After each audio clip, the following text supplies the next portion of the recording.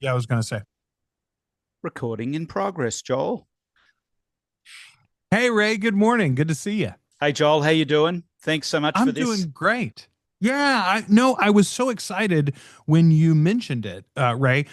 I listen to a lot of podcasts, as you might imagine, in my line of work, Yep, me too. and often when I find a new show, I'll go right back to the very beginning because there's little things like they probably explain who they are and where they're coming from with this project and everything in the beginning, but also you'll miss the in jokes and all the little things that build over the course of a show, the language that you build up if you're 100 or 200 episodes in. Yep, Anyway, the idea of starting the show with a in-depth look at you and who you are and why you're doing this, I think is a great idea, Ray. I'm excited to be part of it. cool. Thanks, Joel, and thanks for getting involved. Appreciate it.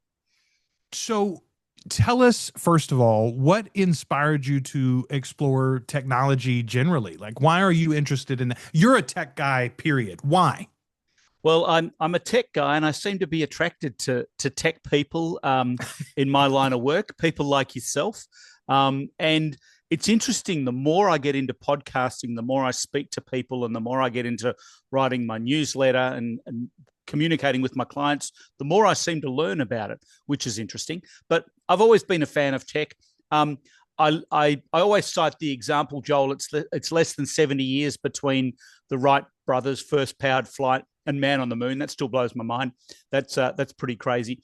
And when I came to Canada from Melbourne, Australia, at the age of 48, I didn't realize this at the time, but I literally had to start again. I wasn't.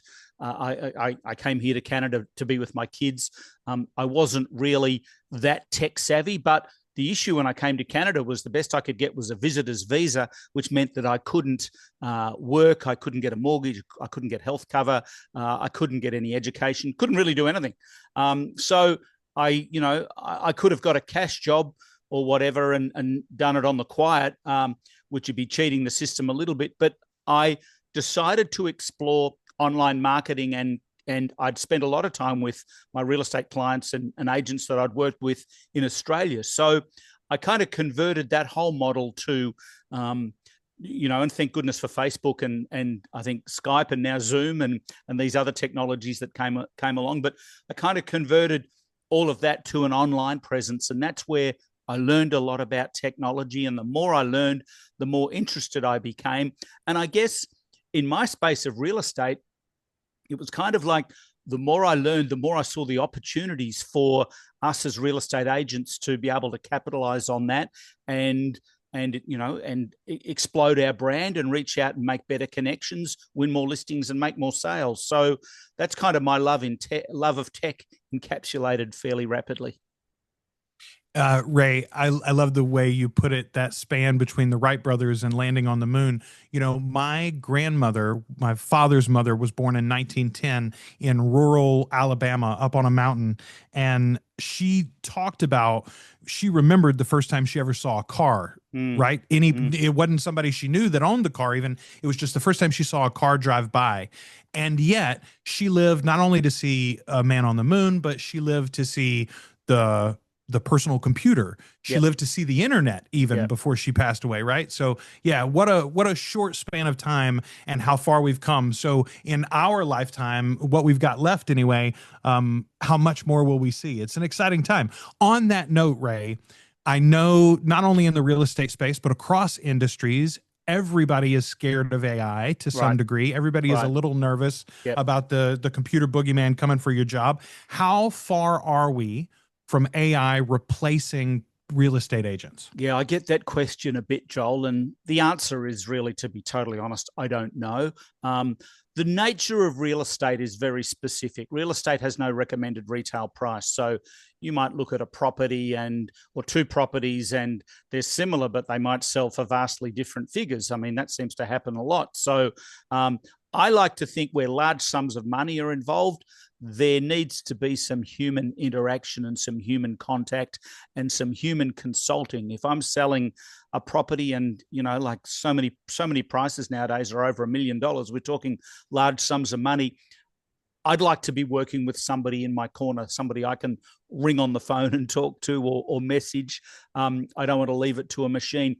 I will say, however, that one prediction I will make, while I don't think AI will replace real estate agents in the immediate future, I believe that the real estate agents that leverage the power of AI will replace those that don't, and I can see that that's already happening.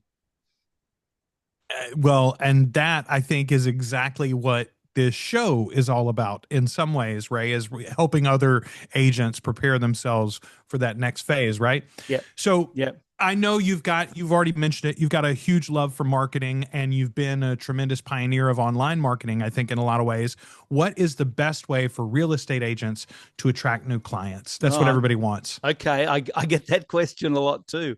And I would say, well, if I was starting today, or if I'm listening to this and I really want to move my numbers, I'd focus back in on three specific things.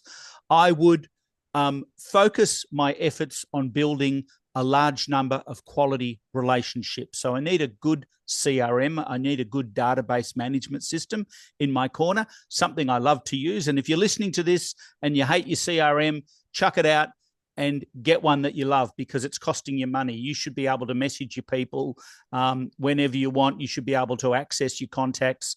Whatever. Basically, there's so many great systems out there at the moment that there's really no excuse not to be using one. So that's the first thing that I do. The second thing that I would do is in building those contacts. A lot of people bring contacts into their system, but then there's little or no engagement. So we need to be better at writing and communicating and reaching out and making that connection. I'm a fan of the weekly email. I know you are as well.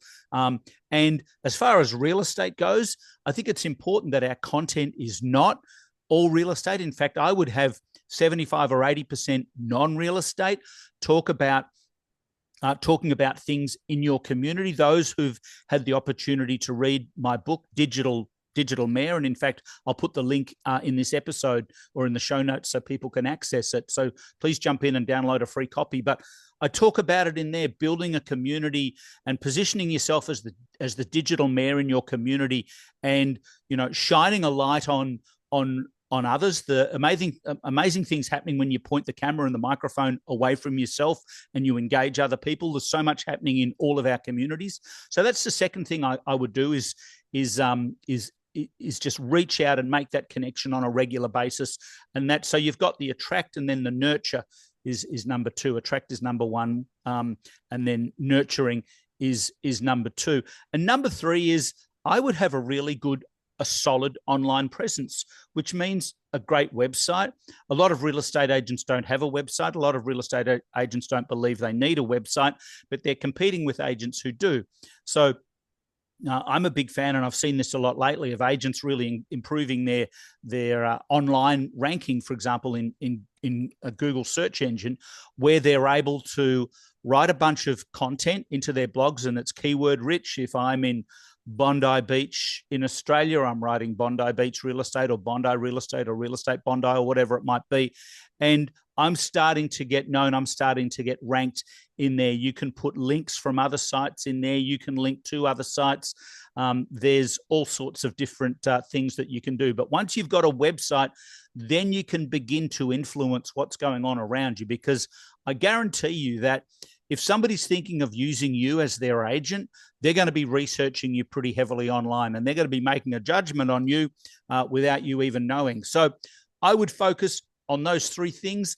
I guess an add-on to number three is that I would look to see how I could leverage social media. And just a quick point about that, Joel, is that we don't have newspapers or magazines anymore. The newspapers and magazines are dying, if they're not dead already in many communities, which is sad, but that's the digital age moving forward, I guess. So what's taken their place is Facebook and Instagram and LinkedIn and YouTube and these other channels that permeate so much of our lives. I'm not sure what the stats are in the States. I think they're probably similar, but I know in Australia and New Zealand, I think it's 78% of our community is on some form of social media every day, which is pretty amazing. So the social media has become the new newspapers, the new magazines, and it's a brilliant way that we can reach out and connect with our people. And obviously, as you know, with my involvement with the AI ad machine, it's a way that we can leverage that to reach out and make better connections. But they're my three main points for anybody, I think, in the digital age, or the age of AI, I guess we could call it, couldn't we? The AI economy. That's what I'd be doing if I wanted to win more listings and make more sales. I absolutely agree with you, Ray, that the social media aspect, especially though, is so interesting, and it's so compelling because it's self-selecting too, right? When you put yourself out there, you put your personality and your brand and the way that you purport yourself in your business out there online, the folks who wouldn't want to work with you, and therefore probably that you wouldn't want to work with, Yep. they don't call you to begin with, and That's don't waste true. your time, and you don't Yep. waste their time either, right? So yeah, it's a great way to do that. So what is your vision for this show, Real Estate Tech Heads? First of all, you and I banded a few different ideas as far as the titling of this thing back and forth in the launch Thanks for your phases. help with that.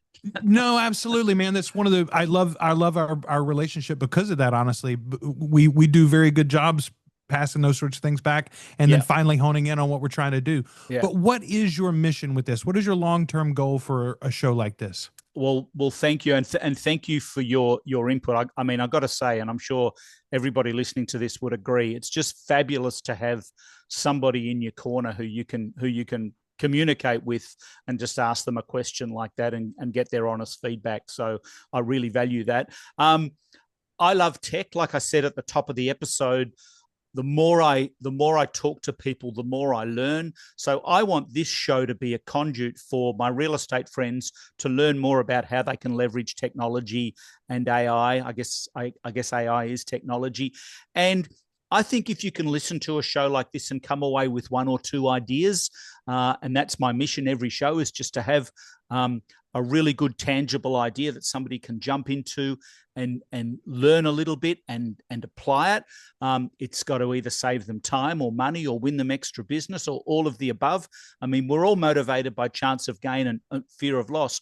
The other thing I'd mention, and I should have mentioned this earlier, but with things moving so quickly, and so many people that I work with and who listen to the show as well, and listen to my last podcast, Top Agents Playbook, some 230 episodes, I think.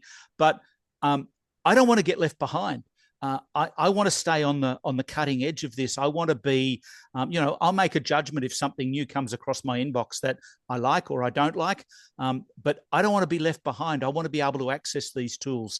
And like you and I know, and we talk about every day, I mean, things are moving so quickly. So I want to be that guy who's ahead of the play and put myself in a great position to be able to pay it forward and pass on some of what I've learned to my real estate friends. That's my mission. That's my mission for the show. Ray, I was having a conversation with someone the other day about technology and AI specifically, and they made the point that, from a technical definition standpoint, the wheel is technology, right? The inclined plane is tech. So any technology at first feels sparkly and different and magical and unstable and untrustworthy. But if we just use it long enough and experience it enough and get enough training with it, then it'll seem like old hat and it doesn't even seem like technology anymore. So thank you for setting up this great platform for real estate agents to get to that place with AI and with these other tools that are available today. Thank you, Joel. And thank you so much for your time today, buddy. Really appreciate it. Always a pleasure, Ray.